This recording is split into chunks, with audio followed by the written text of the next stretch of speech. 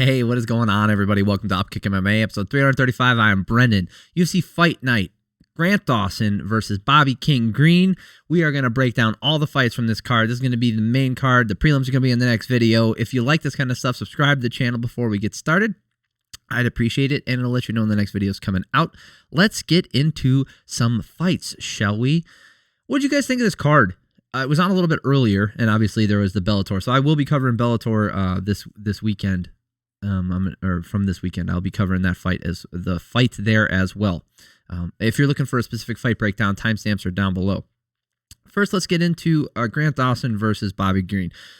I can bring up stats, but guys, there ain't much. Dawson landed nothing. Green landed a few shots, and then he landed this beautiful left hand, and it puts Dawson down. Not much to talk about. Great win for him. Excellent look. Again, there's not much to break down. When a fight ends on one punch, I mean, what are we supposed to look at here? What are we supposed to say, you know? Let's see here. Looking at the rankings, where does that put him? Boy. Where's he at? Why can't I find him?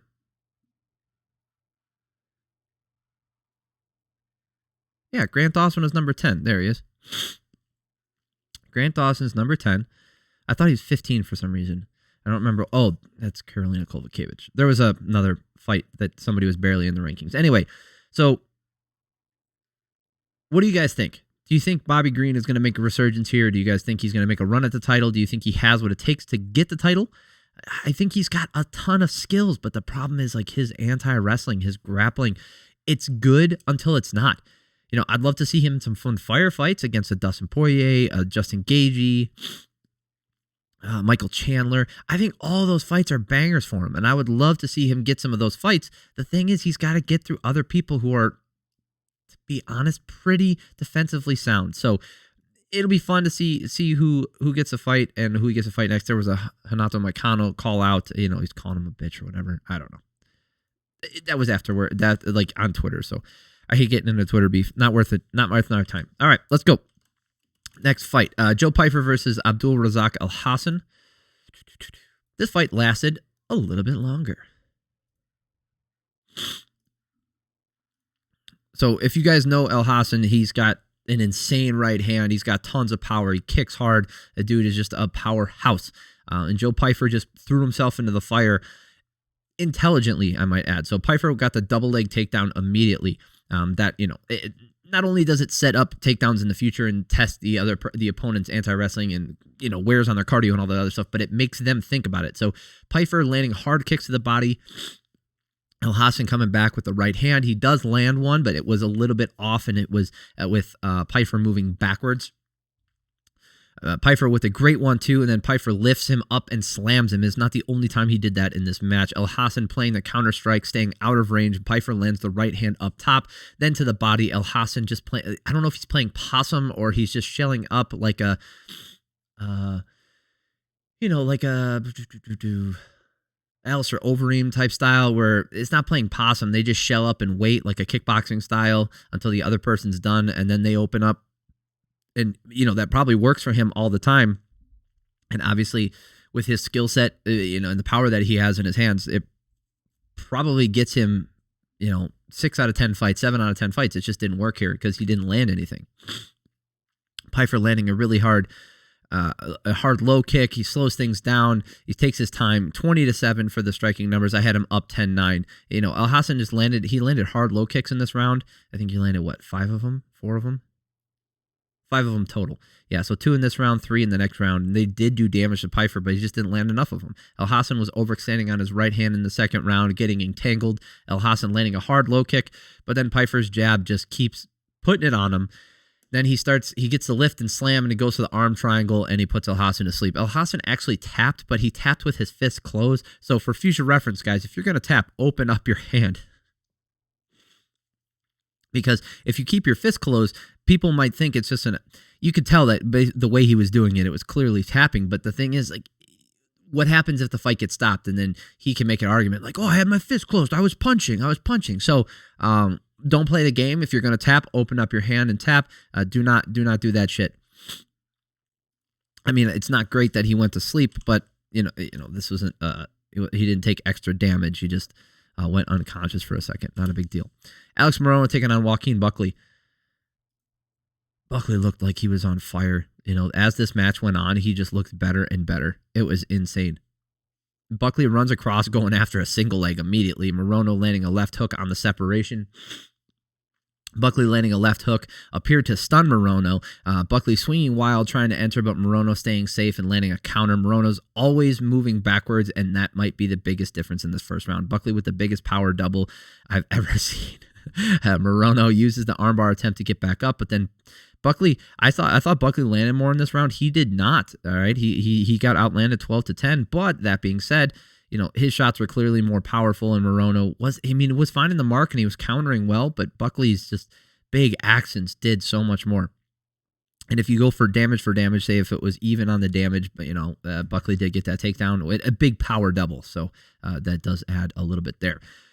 Second round, more of the same. Neither guy really landed much, and then Buckley lands a hard body kick and a left hand at one point. They're in tight and landing some hooks. Buckley going to the body yet again. Not a lot of striking in either of these rounds. It's just, like a slow trickle feed of striking. 15-18 in favor of Buckley for significant strikes. I gave him this round as well, 20-18. Last round here, hard hooks from Buckley, and the left one, busts Morono up bad, staggers him. Morono refusing to go away. Buckley landing hard hooks. Morono trying to fire back. Morono was hurt so bad and he was exhausted, but he just, Buckley dominated this last round. You can give it a 10-8. I gave it, so I had him up 30-26, and just Morono refused to go away. Excellent fight. Excellent showing for Buckley. Let's look at the scorecards. I'm interested so Sal D'Amato and Jacob Montalvo both gave it 10-9s across the board, and Genichiro Kamijo is the only one who gave it the 10-8. Oh, what the can you do, huh? Are you supposed to murder a guy? No, I don't know. Drew Dober versus Ricky Glenn. This was not, I don't know. I love Drew Dober. I really do. This was not fun to watch. It's cool to see Dober like just showing out like this, but it didn't look like they were on the same playing field. Right, it looked like they were playing different sports. Hard low kicks from Dober and a stiff darting in jab. More low kicks, hard hooks for Dober. Dober swarming, landing hard with the uppercut. Glenn pulls guard. Glenn grabs the gloves, Charles Oliveira style, inside the glove, deep inside that glove, right? Like if this is the edge of your glove, he's grabbing deep inside it like that, deep inside there and yanking on it. Oh man, great technique. That's how Oliveira got the title in the first place. Another hard left hand for Dober, and the ref finally calls it 30-5. The glove grab did not save Glenn. I don't think he did it on purpose. I think it was incidental. But meanwhile, he's not punished for it directly. He was punished for it indirectly. He was losing the fight anyway. Drew Dober looking good. I love Dober. I love Dober. I'd love to see something new from him because I really want him to make a run at the title. I just don't see it. All right, Alexander Hernandez versus Bill Algeo. Dude, what are you gonna do here? If you guys watch this fight, there were moments in this fight where you're thinking like, oh, this is gonna be boring, or Algeo's gonna knock him out, or Hernandez can't do anything, and then he comes back in there, and then it's just Algeo just kept putting stuff out. It seemed like there was going to, I don't know, this fight frustrated me because Hernandez didn't do anything in the first round. And in the second round, he starts being more active and then gets caught. Then the third round is finally like a really good round, but it's just too late. And what's frustrating, what's more frustrating about it is Hernandez's record and his skill set. He's insanely skilled, got all the talent in the world. But look at, he's trading wins and losses. Trading wins and losses from the past 5 years? 4 years? Not 5 years if you call it OAM. Beats OAM, loses to Cerrone. Beats Tronaldo, loses to Dober. Beats Grutzmacher loses to Moises. Breeden, Hernando McConnell, Bill Quarantillo. Like, it's just rough, man. Rough. Anyway, Algeo is using the low kicks and the knees as Hernandez enters. Hernandez just can't find his way in without taking serious kicks. Seems like nothing Hernandez did worked this round. Just stayed on the outside, taking pot shots, right? He just couldn't. He was taking pot shots from Algeo. Algeo 27-16, staying on the outside, like I said, using that range really well, outlanding him. 10-9. Hernandez landing some hard straights to the body, and that's actually working. Really hard eye poke from Algeo. Oh, that was the other frustrating part. I forgot. That was the other one that I was really frustrated with, and we'll talk about it when we get to the end. Really hard eye poke from the thumb, right? So Algeo, he goes to punch, but because when he's punching, the thumb is out like this, it entered, like I think it was with his right hand the first time, and he pokes him real bad in the eye. And then they were arguing about it in the broadcast booth, whether or not it was, the knuckle of the thumb and it was closed, but it wasn't. It just went in that deep. Like it was just 2 knuckles deep into the eye like that. Really bad.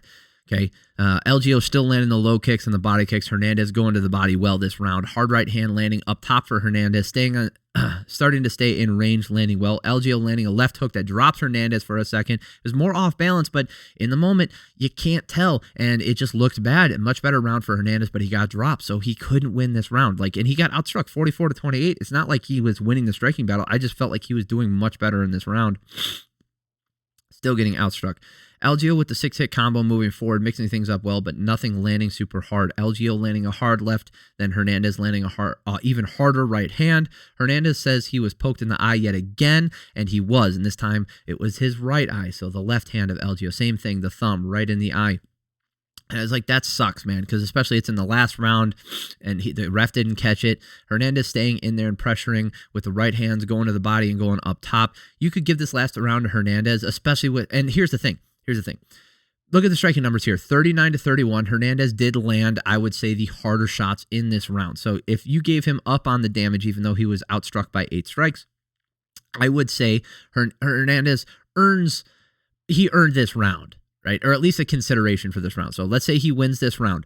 Well, if that eye poke was caught and the damage to his eye was evaluated, we could be talking about a point deduction. We should be talking about a point deduction. Should have been talking about it on the first one. I hate this shit. So because of that, you'd be looking at a draw. And people are like, oh, that's bullshit. Then don't foul. You don't like it? Don't foul. Be mad at the guy committing the fouls, not the guy who gets the draw. So because that didn't happen and the damage from Algeo just kept getting added up, I would still say Algeo won this last round, 30-27. So now I had him up 30-27. And looking at the scorecards here, all 3 judges, 30-27. Chris Lee, Camijo, and Rick Winter. So all 3 judges gave that to Algeo. No questions. But that's the thing, though. When he got punched, or with the left hand this time, and he poked in the eye, if the judges see that as damage because it wasn't stopped by the referee in the moment, it doesn't just have an effect on the fighter. It has effect on the judges and how they're scoring it as well. Right? If they think an eye poke was a punch, well, now all of a sudden you're looking at damage going in that person's favor instead of possibly a point deduction. That's like a 2-point swing. That's crazy to me. Absolutely crazy.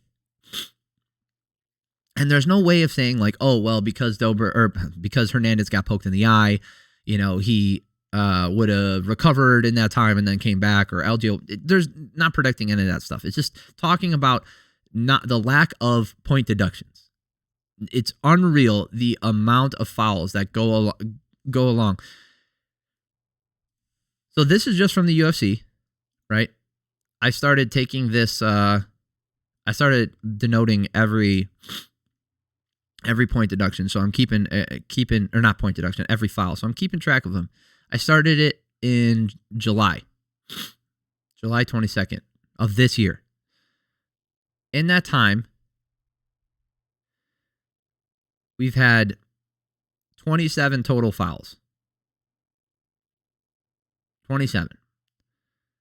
There are some more in there, but if they cancel, so I don't count them if they cancel each other out.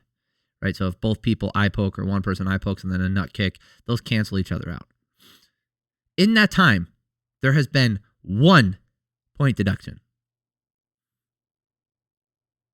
1. 1 out of 27. And here's the thing. I only count it once per fight. That means there could have been multiple, like in this example, there were multiple eye pokes, but I only count it once. So there's been at least 27 fouls. And actually there's more, but there's only been 1 point deduction. It's unreal. It's unreal, unacceptable. It's stupid. I talk about this every freaking week, it seems like. All right, that is it. I appreciate you all for stopping by. Subscribe to the channel so you know the next video is coming out. I'm going to cover I'm going to break down the prelims in the next video, and then I'll do Bellator as well. I'm covering Bellator 300, and to be honest, what a snooze fest that shit was. All right, I appreciate y'all. Love you guys. Have an amazing week.